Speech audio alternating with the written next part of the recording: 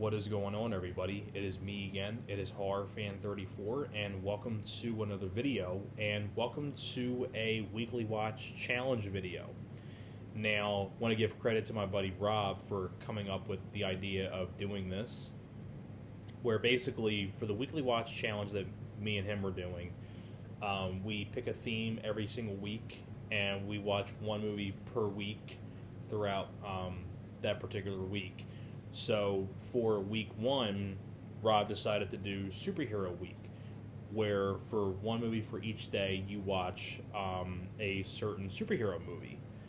And want to give next week, wanted to say this before we get started on this one, but next week is going to be an idea that I came up with, and that is called Survival Week. But I'll get into more of that when we get to the end of the video. I should probably say that for the end. And like I said, the way that Rob designed this challenge is really smooth, it's laid back, and, you're not watching 30 movies a week because, some people have lives. Because I can't watch 30 movies because, I don't know how people watch 30 movies in 1 week. That's just mind-blowing to me, but whatever, I digress. But for the Superhero Week, these are the films that I watched throughout the week. So let me just show them real quick. Here they are. And we'll get started on my weekly watch challenge for the Superhero Week. So I want to give a shout out to my buddy Rob for coming up with this challenge. I wanted to thank him for letting me participate in this. This is going to be a lot of fun, and I can't wait to see what other ideas that we do down the road. So starting off with, now, like, all these movies are Monday through Friday. So the first one that I watched on for Monday, I watched this one, Batman vs. Superman: Dawn of Justice, the Ultimate Cut, because that is the definitive version to watch. I still really enjoy this film. I still probably say it's my favorite superhero film of all time, because as much as I love the Zack Snyder Justice League, I still say this is my favorite superhero movie. Because I had such a wonderful experience seeing this in theaters. I saw it twice in theaters when it came out. And then, fun fact here, I had a fun experience with this film as well, because I got to see this at a screening, the Ultimate Cut, in theaters at a very small theater downtown Philadelphia. Very small, independent film theater that was showing the extended cut. And I was invited by my cousins to come see the movie because they got tickets to go see an early screening, and they invited me. And we got to see the 3-hour extended cut, I think a week and a half or 2 weeks before it came out on Blu-ray. Because I think I saw, because the extended cut that we saw in theaters was actually, it came out the day before my birthday, June 28th of 2016. And then it was released on Blu-ray. This was, I think, July 11th or something around there. July 13th, maybe. But I still really, like I said, I really do enjoy the movie, the extended cut, pretty much, because love the Henry Cavill and Ben Affleck as Batman and Superman, respectively, and, Gal Gadot as Wonder Woman on the back. I really do like Jesse Eisenberg as Luthor. I'm probably alone in that, because I really like the way that it was portrayed, like the younger Lex in the comic books. And I think Lex Luthor, Jesse Eisenberg was perfect for that role. And, the whole finale with Doomsday at the very end, I just really enjoy the story of how Zack Snyder went about the story. And I really like the extended cut, where it kind of took out a lot of important elements in the theatrical cut, and it made the movie make a lot more sense and more cohesive. Like with the Senate scene and the explosion at the Senate, and the woman who accused Superman of killing her family at the very beginning, and they all play a big role, and there's twists and turns everywhere. But BVS, great movie. This is actually the Digibook version from, got this at Target back when it was new. So that was Monday. And then on Tuesday, I decided to watch this one, Spider-Man: No Way Home. I had the privilege of seeing this in theaters as well, back in late December, or maybe no, I think it was probably early to maybe mid-December. Had a great experience in the theater. I say this is my favorite of the Tom Holland Spider-Man movies. And it was just cool, like, just to see everybody on screen all together. And it was cool to see Tobey Maguire back, Andrew Garfield back, and bringing back certain villains like, Electro, and they brought back Sandman, and they brought back, Goblin. I mean, I still think, Willem Dafoe as the Goblin and this stole the show.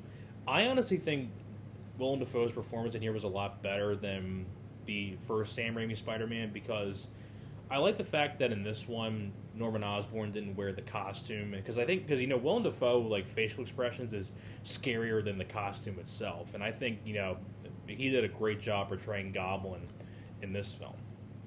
And it was cool to see, like, Alfred Molina back as Doc Ock. And I mean, love the whole love the story, and I like the whole aspect. I mean, the whole finale, and the best scene for me in the movie is the interaction between all three guys who play Spider-Man. I think they all had terrific chemistry with one another. I love their back and forth. It felt genuine, and it felt natural. Some great lines of dialogue. I was in the Avengers. You were in the Avengers. That's great. What is that?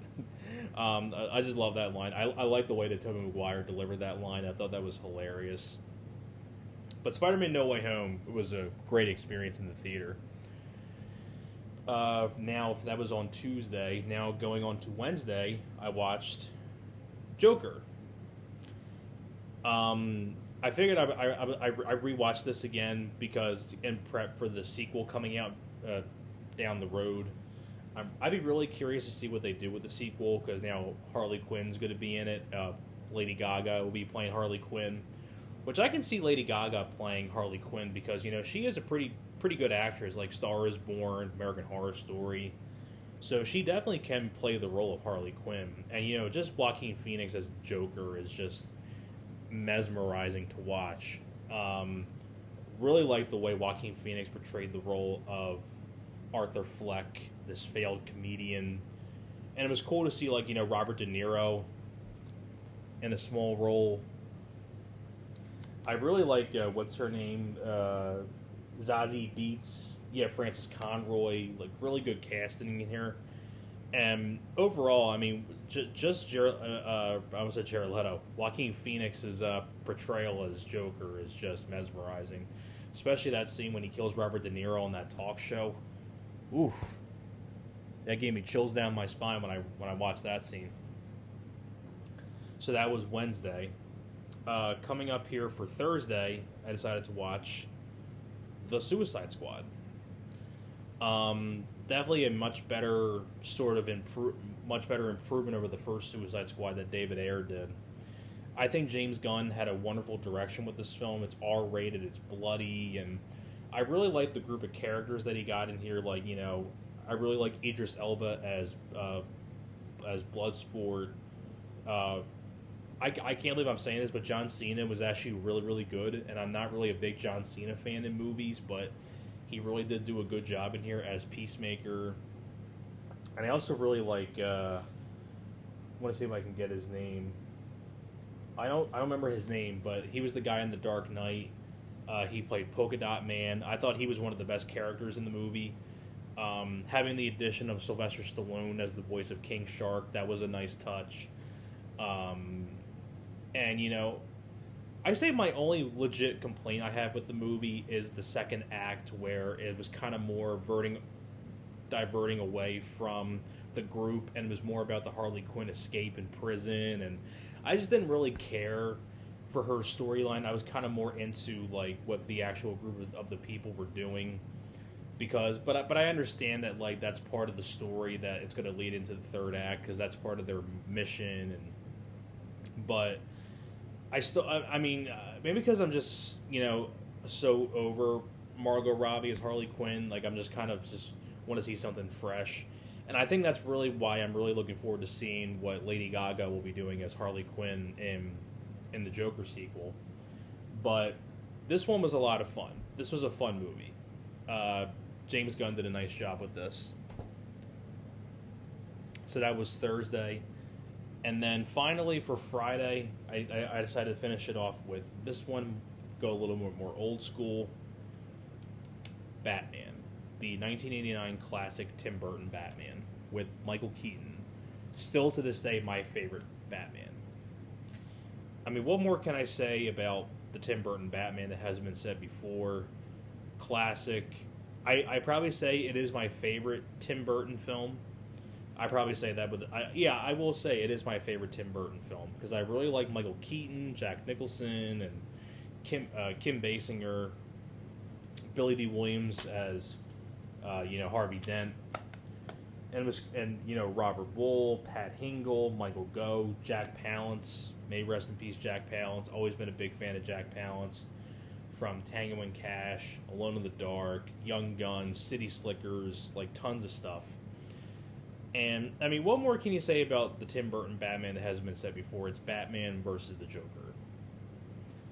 And, I mean, what more can you say? What more needs to be said about the 89 Batman? So that is pretty much it for this weekly watch challenge. Now, I was going to tell you guys at the very end, the one we'll be doing next week, and that is going to be Survival Week, which is basically about a certain person or a group of people being hunted, and they have to survive this sort of like situation that they're in. So that's pretty much what Survival Week will be about next week, about people surviving in movies, pretty much. So that is pretty much it for this video. I want to thank Rob once again for letting me participate in this challenge, and really looking forward to seeing doing the Survival Week next week. So thank you guys very much for watching, and I will see you guys next time.